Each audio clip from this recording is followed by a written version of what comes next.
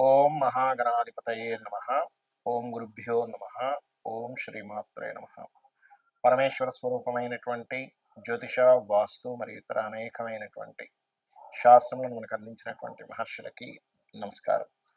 హయగ్రీవ హయగ్రీవ హయగ్రీవేతి యోవధేత్ తస్య నిస్సరతే వాణి జన్మకన్యా ప్రవాహవత్. అరుణాం కరుణాతరంగితాక్షీం ధృతపాశాంకుశపుష్పబాణచాపాం మణిమాదిభిరావృతాం మయూకైః అహమిత్యేవ విభావయే భవానీ. శ్రీమాత్రే నమః.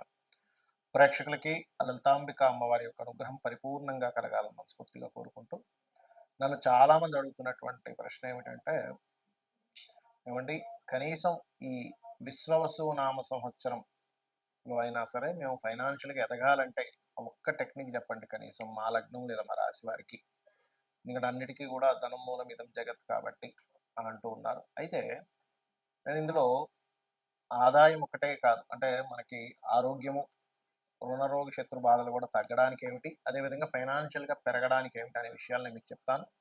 అయితే ఈ విషయాలు చెప్తుంది నేనైనప్పటికీ కూడా చెప్పిస్తుంది సాక్షాత్ లలిత అమ్మవారిగా భావిస్తూ ఒక్కొక్క లగ్నం గురించి తెలుసుకుందాం. కుంభలగ్నము, కుంభరాశి. కుంభం వారికి కనుక చూసుకున్నట్లయితే ప్రధానంగా కుంభ లగ్న రాశి వారికి ధనాధిపతి గురువు అవుతాడు.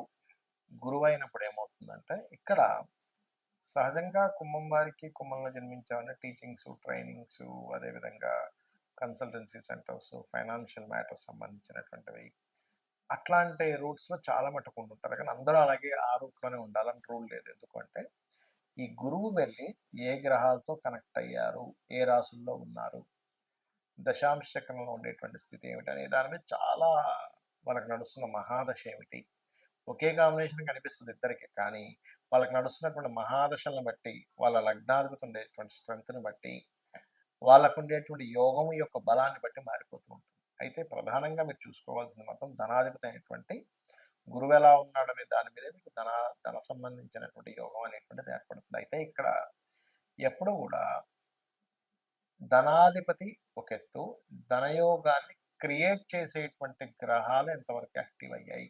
ఎలా అంటే ఇప్పుడు పైన మనకి ఒక వాల్ క్లాక్ ఉంది, బయటకి చూడడానికి ముళ్ళు తిరుగుతూ ఉంటుంది, కానీ ముళ్ళు సెకండ్స్ ముళ్ళు, హవర్స్ అండ్ మినిట్స్ ముళ్ళు తిరగడానికి వెనకతల కొన్ని చక్రాలు ఉంటాయి. ఆ చక్రాలు ఎన్నో కొన్ని చక్రాలలో తిరుగుతూ ఉంటుంటే ఇది దానికి తగ్గట్టుగా తిరుగుతూ ఉంటుంది. అంటే ఏంటి, మనకు ఒక ధనయోగం రావాలి అంటే మనము దానికి ముందు చేసిన కర్మ, పూర్వజన్మలో చేసినటువంటి కర్మ వల్ల ఈ ధనయోగం అనేటువంటిది ఏర్పడుతూ ఉంటుంది. అది ఎలా అంటే, ఇప్పుడు చూడండి, ఒక వ్యక్తి మంచి బిల్డర్ అయ్యాడండి అంటే దానికి ఒక 2 సంవత్సరాల ముందు ఆయన ఎక్సర్సైజ్ చేశాడు, ఫుడ్ తిన్నాడు, ఏవి తినకూడదు తినలేదు, దాని యొక్క శక్తి ఉంది. అంటే దాని యొక్క ప్రాక్టీస్ ఏదైతే ఆ వ్యక్తి చేశాడో, సాధన ఎలా అయితే చేశాడో, అది దేవతా సాధన కావాలి, ఇవన్నీ ఎలా ఉంటాయో ఒక యోగం ఏర్పడడానికి కూడా అలా ఉంటుంది. అయితే అది పూర్వజన్మలో చేసిన యోగం వల్ల ఒక ఎత్తు అయితే, ఇప్పుడు చేసేటువంటి సాధన, మంత్ర సాధన వల్ల కూడా మనం ధనాన్ని పెంచుకోవచ్చు. అది ఎలాగా అంటే, ముఖ్యంగా కుంభలగ్నం వారు ఓం స్కందాయ నమ, ఓం గౌరీదేవి అయి నమ, ఈ నామస్మరణ చక్కగా మీకు పనిచేస్తుంది ఫైనాన్షియల్ గ్రోత్ అవ్వడానికి. అదేవిధంగా మీకు ఎప్పుడు కూడా ఒక యాక్టివ్ అయ్యేటువంటిది, డియాక్టివ్ చేసేటువంటివి రెండు ఉంటాయి ఎప్పుడు కూడా, యాక్టివ్ అండ్ డివై. అది అన్నిట్లోనే ఉంటుంది. ఇప్పుడు ఒక స్విచ్ చేసాం, బల్బ్ వెలిగింది, స్విచ్ ఆఫ్ చేసాం, బల్బ్ ఆరిపోయింది. చిన్న ఎగ్జాంపుల్ చెప్తున్నానండి. అంటే యాక్టివ్, డియాక్టివ్, సృష్టి, స్థితి, లయ, అంతే కదా. సృష్టి జరిగింది, సాగడం సాగింది, స్థితి, లయ అయిపోయింది. అలాగే మనకి జన్మజాతకంలో కొన్ని దానాలు ఇచ్చినట్లయితే కొన్ని అవయోగాలు పోతాయి కుంభలగ్నం వారికి. ఏమిటది అంటే, బొబ్బర్లు దానంగా ఇవ్వండి. ప్రధానంగా బొబ్బర్లు, అదేవిధంగా నువ్వులు. గుర్తుపెట్టుకోండి, అదేమిటంటే లగ్నాధిపతికి సంబంధించింది అంటే సంబంధించింది, ఎందుకంటే అక్కడ వ్యయాధిపతి కూడా అవుతున్నాడు కాబట్టి నువ్వులు. అలాగే మరొక్క విషయం ఏంటంటే, ఇక్కడ గోధుమలు కూడా ఇవ్వాలి.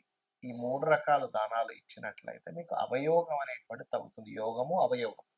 అలాగే ఈ అవయోగం తగ్గడానికి కొంతమందికి మరి దానం ఇవ్వలేమండి, తీసుకునేవారు లేరు, గోవులు పెట్టాలని అడుగుతుంటారు. నువ్వులు పొరపాటును కూడా పెట్టకండి. నువ్వుల ప్రదేశంలో దేశీవాలి గోవులకి చక్కగా అమ్మవారి స్వరూపంగా భావిస్తూ బెల్లము తినిపించవచ్చు. అదేవిధంగా గోధుమ రవ్వ తినిపించవచ్చు, తీపి చపాతీలు తినిపించవచ్చు. ఒకవేళ గోవులు కూడా లేవు, అలాంటప్పుడు ఈ 3 పదార్థాలతో, అంటే గోధుమలతోని బెల్లము కలిపి తీపి పదార్థంగా తయారు చేసి దాన్ని ప్రసాదంగా తయారు చేసి దేవుడికి నైవేద్యంగా పెట్టి దాన్ని ఒక 20 మందికో 30 మందికో 40 మందికి ఎంతో మందికి పంచవచ్చు. అది కూడా కొంతవరకు మీకు అవయోగాన్ని తొలగించేటువంటి మార్గాల్లో ఒకటి. వీటితో పాటు చేయవలసినటువంటి కొన్ని విధి విధానాలు ఏమిటి అంటే, మీరు ఓం సంపత్కరీ సమారూఢ సింధుర వ్రజ సేవితాయై నమః, అదేవిధంగా ఓం ధర్మాధ్యక్ష ధనాధ్యక్ష ధన ధాన్య వివర్ధినియై నమః. ఈ మంత్రం మోస్ట్ పవర్ఫుల్ ఫైనాన్షియల్ గ్రోత్కి. మీరు అనుకోవచ్చు, ఏమండి మరి నేను ఈ మంత్రాన్ని ఏ పని చేయకుండా ఏ వ్యాపారం చేయకుండా ఇంట్లో కూర్చొని చేసుకుంటే వస్తుందా? నేను ఒక మాట చెప్తాను. ఈ మంత్రం చేయగానే ఫస్ట్ మీకు ఇంట్లో కూర్చోబుద్ధి కాదు. ఈ మంత్రానికి ఉన్నటువంటి ఎలాంటిదంటే ఎలాంటి పవర్ అంటే, ఇప్పుడు చూడండి, మిమ్మల్ని ఎవరైనా రోషంగా ఒక మాట అన్నారు, నువ్వు ఎందుకు పనికిరావురా అది ఇది అని. కొడుకు ఏం చేస్తాడు, ఇంట్లో నుంచి బయటికి వెళ్ళిపోతాడు ఫస్ట్. ఇంట్లో అలా సైలెంట్ కూర్చోడు, ఎందుకు? ఆ మాటల ద్వారా మీకు ఆ చలనం కలిగింది. లేదా కొంతమంది మీతో ఛాలెంజ్ చేస్తారు, నువ్వు ఈ పని చేయలేవని. ఎందుకు చేయలేదని చెప్పి చేస్తారు. అంటే ఏమిటి? ఒక మాటకి ఒక ఎనర్జీని, ఒక ఉద్రేకం వచ్చేలాగో, ఒక కోపం వచ్చేలాగో, ఒక పట్టుదల వచ్చేలాగా ఎలా ఉంటుందో, కొన్ని అక్షరాలకి, అందులో ముఖ్యంగా లలితా సహస్రనామాల్లో చూడడానికి నామంలాగా అనిపించేటువంటి దానికి మీ ఆలోచన విధానాలు ఇంట్లో కూర్చొని ఎవరు గుర్తుపెట్టుకోండి. నేనేం చేయాలి, ఏ తపన, నేను ఎట్లా ఏ బిజినెస్ చేస్తే బాగుంటుంది, ఏ వ్యాపారం చేస్తే బాగుంటుంది అనేటువంటి ఒక చక్కటి ఆలోచన మీకు ఇచ్చేలా చేసి రైట్ రూట్లోకి వెళ్ళేలాగా చేస్తుంది ఆ మంత్రం. అప్పుడేంటి, సరే నేను పలానా కోర్స్ చేయాలి, ఇవాళ రేపు డిమాండ్ దీనికి ఉంది కాబట్టి చేస్తాను అనే దాంట్లో చెప్తుంది. అలాగే మరొక విషయం ఏంటంటే, ఎప్పుడు కూడా ఇప్పుడు నేను చెప్పినటువంటి సాధన ఒక ఎత్తు అయితే, మీ పర్సనల్ చార్ట్లో ఏ మహాదశ నడుస్తుంది, ఆ మహాదశ ఎటువంటి రూపంలో ధనయోగాన్ని ఇస్తుంది అనేది మీ పర్సనల్ చార్ట్లో చూసుకోవాలి. అదేవిధంగా మీ ధనాధిపతి ఎవరు అసలు, మేషం నుంచి మీనం వరకు 12 రకాలుగా ఉంటుంది. మేషానికి శుక్రుడు అయితే, మిథున వృషభానికి మన మిథున రాశి అధిపతి అయినటువంటి బుధుడు అవుతాడు, మిథునానికి చంద్రుడు అవుతాడు, కర్కాటకానికి రవి అవుతాడు ధనాధిపతి. ఆ ధనాధిపతి ఒకరైతే ఆ ధనాన్ని యాక్టివ్ చేసేవాళ్ళు, డియాక్టివ్ చేసేవాళ్ళు పర్సనల్ చార్ట్ పరంగా వేరువేరుగా ఉంటాయి. బట్ ఒకటే గుర్తుపెట్టుకోండి, మీరు మీ జాతకం ఎలాగున్నా కూడా నేను ఇందాక చెప్పినటువంటి ఆ 2 మంత్రాలు అద్భుతమైన ఫలితాలు ఇస్తాయి. ఇక రెండో విషయం, మీకు దగ్గరలో గోశాల కనుక ఉన్నట్లయితే, అందులోని ముఖ్యంగా దేశీవాలి గోవులు ఉన్నట్లయితే అక్కడికి వెళ్ళి చక్కగా తేనె పూసినటువంటి చపాతీలు, అంటే చపాతీలు ఎక్కడ కూడా నూనెలో వేయకుండా, నూనె పోసి కాల్చకుండా 3 చపాతీలు తీసుకుని దాన్ని చక్కగా భక్తి శ్రద్ధలతో, నిజంగా అమ్మవారికి స్వయంగా నా చేతితో తినిపిస్తున్నాను అనేటువంటి భావనతో గోవు తినిపించండి. తినిపించేటప్పుడు నేను ఇందాక చెప్పినటువంటి మంత్రాన్ని ఓం సంపత్కరీ సమారూఢ సింధుర వ్రజ సేవితాయ నమః.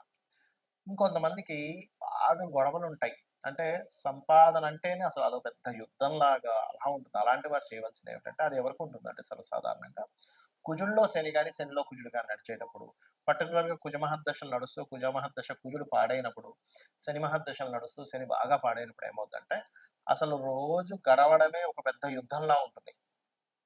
అమ్మో ఎలాగండి అసలు, బాబా ఈ మంత్ రెంట్ ఎట్లా కట్టాలి, ఈ మంత్ ఈఎంఐ ఎలా కట్టాలి, ఈ మంత్ పిల్లలకి ఫీజులు ఎలా కట్టాలి, ఈ మంత్ అసలు రేషన్ తెచ్చుకున్నది ఎలాగనేటువంటి ఒక భయంకరమైన సిచ్యువేషన్స్ లో కొంతమంది ఉంటారు. అలాంటి వారికి అద్భుతమైన మంత్రం ఏంటి అంటే, ఓం నవవిద్రుమ బింబశ్రీ న్యక్కారి రతనచ్చదాయై నమః.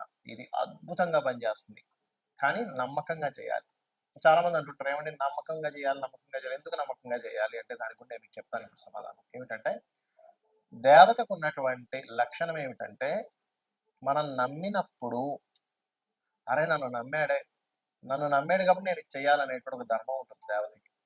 కాబట్టి నమ్మినందుకు నమ్మిన వారికి చేసేటువంటి ధర్మం దేవతకు ఉంటుంది. మనుషులు కూడా నమ్మకపోవచ్చు, మనం నమ్మినా వాడు నన్ను నమ్మితే ఏంటి, నమ్మకపోతే ఏంటి అనేటువంటి లక్షణాలు కొంతమందికి ఉండొచ్చు. అందరూ అలా ఉంటారని అనట్లేదు. ధర్మంగా ఉండేవారు చూడండి, అయ్యో నన్ను నమ్మారండి, నేను ఈ పని చేయాలంటుంటాం. మరి దేవతకి ఎలా ఉంటుంది, నమ్మి మనం చేసినందుకు. కాబట్టి నమ్మి మనం చేస్తే ఆ ఫలితం వేరుగా ఉంటుంది. ఇంకోటి ఏమిటంటే, దేవతను ఎప్పుడు కూడా ఒక తల్లిగాను తండ్రిగాను భావనతో చేసినప్పుడు ఏమవుతుందంటే, తల్లికి తండ్రికి ఉన్నటువంటి గొప్ప లక్షణం ఏంటంటే, వాళ్ళు మనకేదో చేస్తారు కాబట్టి చేయరు. అందులో ముఖ్యంగా తల్లి ఏంటంటే, నేను చెయ్యాలి, నా కొడుకు కాబట్టి నేను చేయాలనే భావనతో చేస్తుంది. కాబట్టి దేవతకి ఉన్నటువంటి లక్షణమే అది. తల్లిగా మీరు భావించేటప్పుడు, తండ్రిగా మీరు భావించేటప్పుడు చూడండి, జగత పితరౌ వందే పార్వతీ పరమేశ్వరం అంటాం. ఇప్పుడు దేవతని ఒక అమ్మవారు, లలిత అమ్మవారే ఉంది. మా జగన్మాత నువ్వే నా తల్లివి అనేటువంటి తల్లి భావనతో ఎలా అయితే చేస్తామో, తల్లికి పొద్దున్నే లేవగానే అమ్మ ఏమైంది నీకు, నీకు ఎలా ఉంది, నీవు మరి టాబ్లెట్ వేసుకున్నావా, తిన్నావా, లేకపోతే ఈ ఈ కొని తీసుకురానా అని అడుగుతూ ఉంటాం. అలాగే ఒక దేవత దగ్గర ఉన్నప్పుడు మీరు నిజంగా తల్లే ఉంది అక్కడ అనేటువంటి భావనతో మీరు ఎప్పుడైతే చేస్తారో, సొంత పుత్రుడికి తల్లి చూడండి ఎంత చేసి పెడుతుంది. పొద్దున్నే లేచిపోతుంది, వాడి కోసం టిఫిన్ బాక్స్ అంటుంది, లేకపోతే వాడికి ఏదైనా అయితే కంగారు పడిపోతుంది. వాడు ఆలస్యంగా ఇంటికొస్తే, అయ్యో! ఇంకా రాలేదేమిటని ఒకటే కంగారు పడిపోతుంది తల్లి. అంటే ఏమిటి, ఆ మాతృభావంతో మీరెప్పుడైతే అమ్మవారిని చూసారో, తండ్రి భావంతో ఎప్పుడైతే ఆ యొక్క పరమేశ్వరుడును, విష్ణువును మీరు ఆరాధించేటువంటి మహాగణపతులు ఎవరైతే చూసారో, ఖచ్చితంగా 100% మీకు ఆ దేవత తల్లిగాను, ఆ పరమేశ్వరుడు తండ్రిగాను మిమ్మల్ని కంటికి రెప్పలా కాపాడుకుంటారు. ఇందులో చాలా మందికేమనిపిస్తుందంటే, అయ్యో! ఏమిటండి రోజు పూజలు చేస్తున్నాము, కానీ మాకిలా చిన్న ఈ సంఘటన జరిగింది, ఆ సంఘటన జరిగింది అంటూ ఉంటారు. ఇక్కడేంటంటే పెద్ద సంఘటన జరగాల్సింది అక్కడికి ఆగిపోయింది. ఇంకొంతమంది, అయ్యో! ఆయన ఎన్నో పూజలు చేసేవారు, అసలు పుసుక్కున 50 ఏళ్ళకే చనిపోయారంటుంటారు. అంటే ఏమిటి, ఇంక ఈ లోకంతో నీకు సంబంధం లేదు, నా లోకాలకొచ్చాయని తీసుకెళ్ళిపోతాడు. అది మనకు తెలీదు. మనకుండేటువంటి బుద్ధికి, మన అజ్ఞానానికి అర్థం కాదది.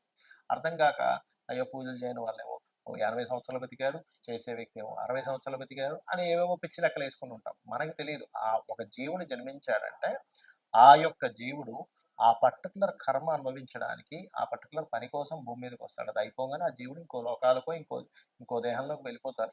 అది సంబంధం లేదు. కాబట్టి ఇటువంటి విషయాలు మీరు శాస్త్ర సంబంధంగా చాలా విషయాలు చర్చించగా తెలుస్తూ ఉంటాయి. కాబట్టి మీకు ధనయోగం పరిపూర్ణంగా ఈ విశ్వవసు నామ సంవత్సరంలో కలగాలని మనస్ఫూర్తిగా కోరుకుంటూ శ్రీమాత్రే నమః.